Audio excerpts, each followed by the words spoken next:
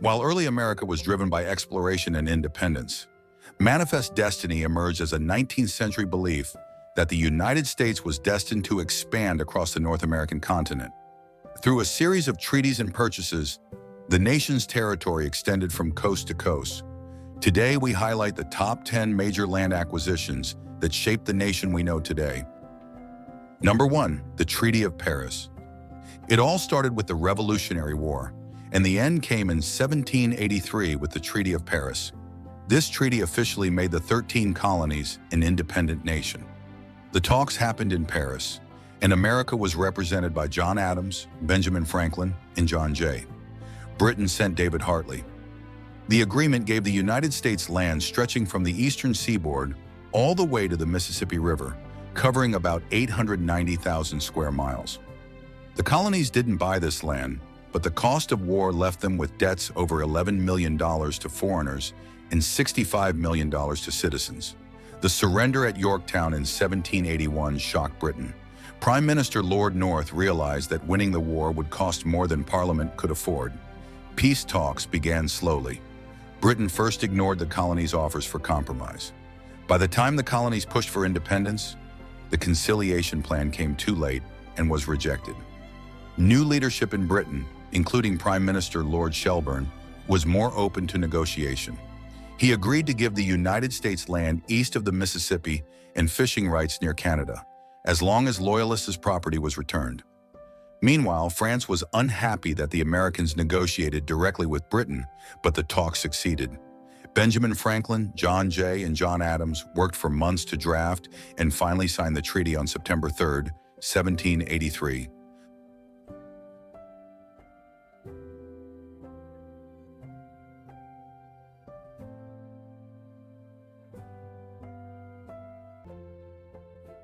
Number 2, the Louisiana Purchase. Just 20 years later, the United States nearly doubled in size with the Louisiana Purchase in 1803. President Thomas Jefferson sent James Monroe and Robert Livingston to negotiate with Napoleon Bonaparte in France.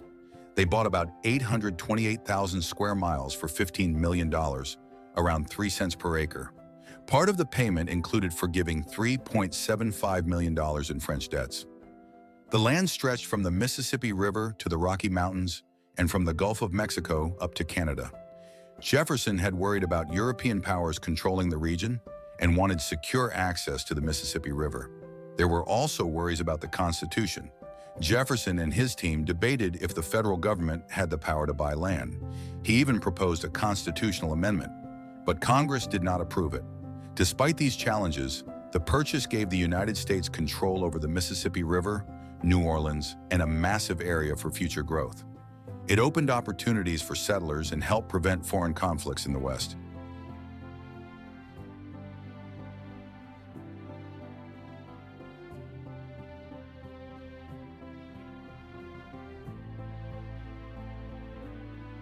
Number 3, the Adams-Onis Treaty. Soon after, in 1819, new lands were acquired without a declaration of war. The Adams-Onis Treaty brought Florida under U.S. control. John Quincy Adams negotiated with Spain's Louisiana. The United States agreed to pay $5 million and handle claims by American citizens against Spain. Florida and parts of Alabama and Mississippi became part of the country, and long-standing boundary disputes were resolved. For years, Spain had struggled to manage its colonies, and France had controlled Louisiana before selling it to the United States. There had been confusion over borders, and several American expeditions had mapped the West. Spanish troops sometimes tried to stop these explorations, but conflicts were mostly avoided. Andrew Jackson and other Americans believed that Florida was a valuable territory. With the southern border, it could assert authority over runaway slaves, Seminole or Native American groups, and defend against future European attacks. He invaded Florida without authority or declaration of war against Spain, and proclaimed in 60 days it will be accomplished. At the same time, Europe was being reshaped by the Napoleonic Wars.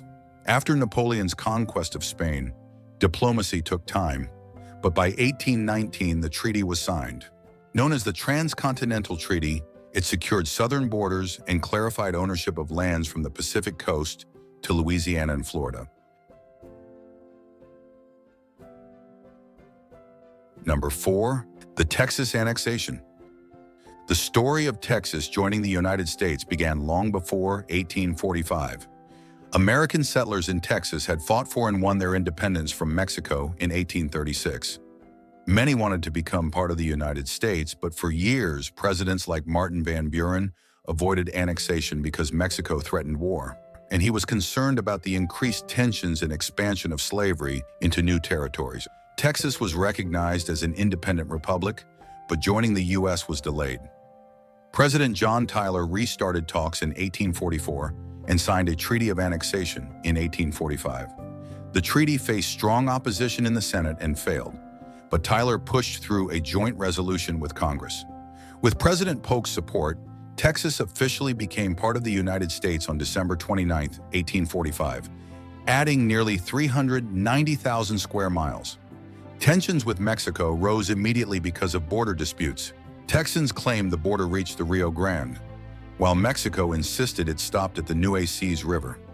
In 1845, President Polk sent U.S. troops under General Zachary Taylor into the disputed area and tried to negotiate the purchase of land, including present-day New Mexico and California. Negotiations failed, and in May 1846, Congress declared war on Mexico after skirmishes in the disputed region.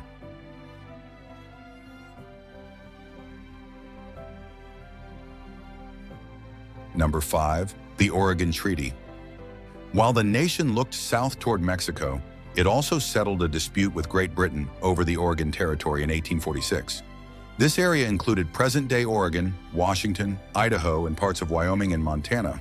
The U.S. and Britain had agreed in 1818 to share the territory and postpone the border decision. By the 1840s, growing American settlement made a clear border urgent. President James Polk, supporting Manifest Destiny, proposed the 49th parallel as the boundary to the Pacific Ocean. After careful negotiation, British officials agreed, leaving Vancouver Island to Canada. The Senate approved the treaty on June 18, 1846. This peaceful agreement avoided war and secured valuable Western lands for the United States.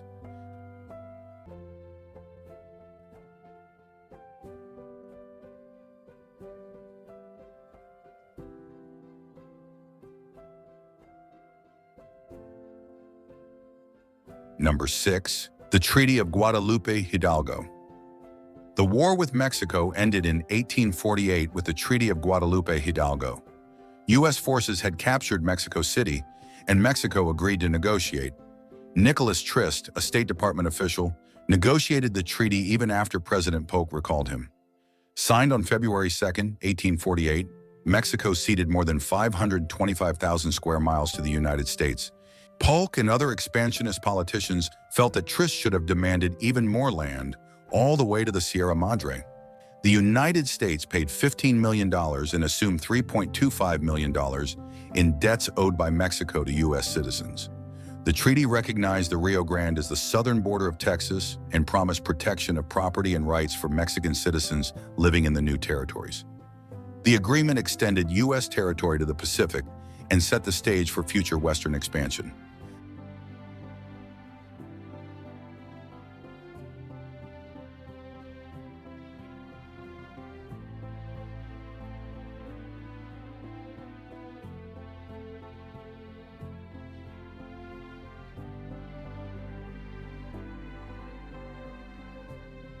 Number 7. The Gadsden Purchase. The timeline of America's southern border continued in 1853 with the Gadsden Purchase.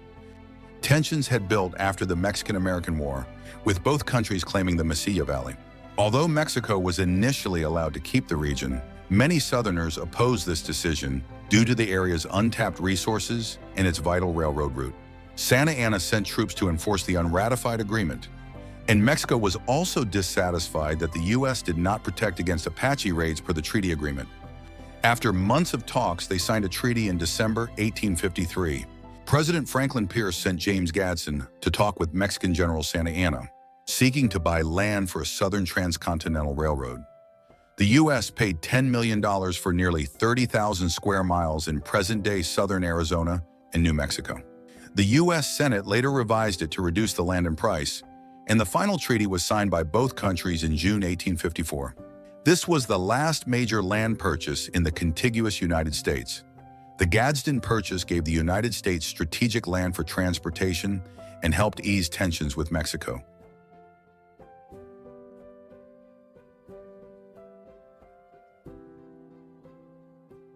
Number 8.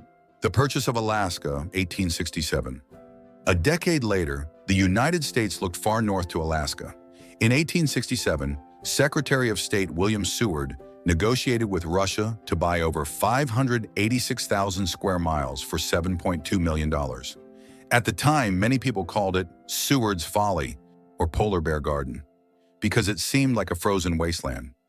Russia sold Alaska partly because it was hard to defend and feared a war with Britain.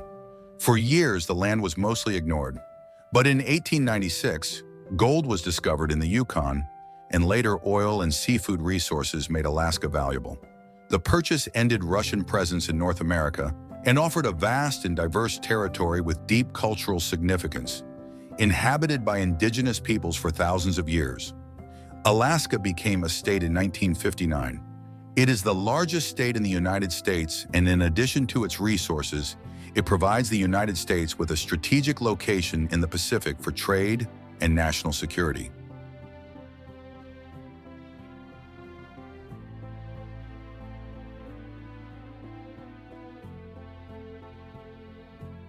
Number 9. Annexation of Hawaii, 1898. In 1898, the United States expanded into the Pacific and Caribbean.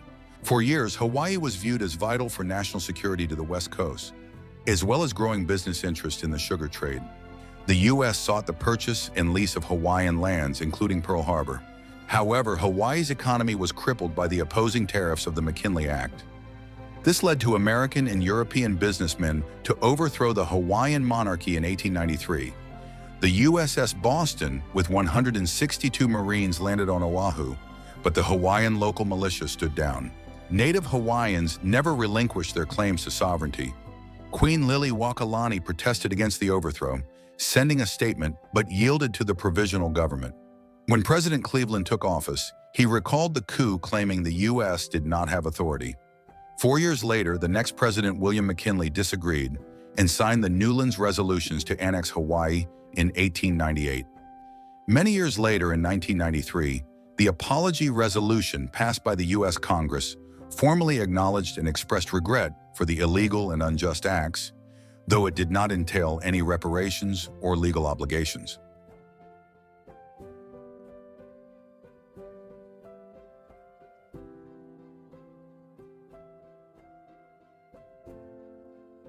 Number 10. Puerto Rico, Guam, and the Philippines, 1898. As the U.S. grew into a world power, it aimed to expand its economic investments and strengthen national security. Sensationalist journalism, known as yellow journalism, exaggerated Spanish atrocities in Cuba, helping to sway public opinion in favor of supporting Cuban independence. There was also significant criticism that the U.S. ignored the oppressed Cuba, or that it was more interested for its own gain. When the USS Maine exploded in Havana Harbor, killing 266 American sailors, American news outlets blamed Spain, further fueling anti-Spanish sentiment, though the true cause of the explosion remains unknown. The swift and decisive battles in the war quickly led to the signing of the Treaty of Paris, which marked the end of Spanish colonial rule and signaled America's emerging global influence. The U.S. gained control of Puerto Rico, Guam, and the Philippines, while Cuba became independent. The Philippines were purchased for $20 million. These acquisitions expanded U.S. influence overseas and marked its rise as a global power.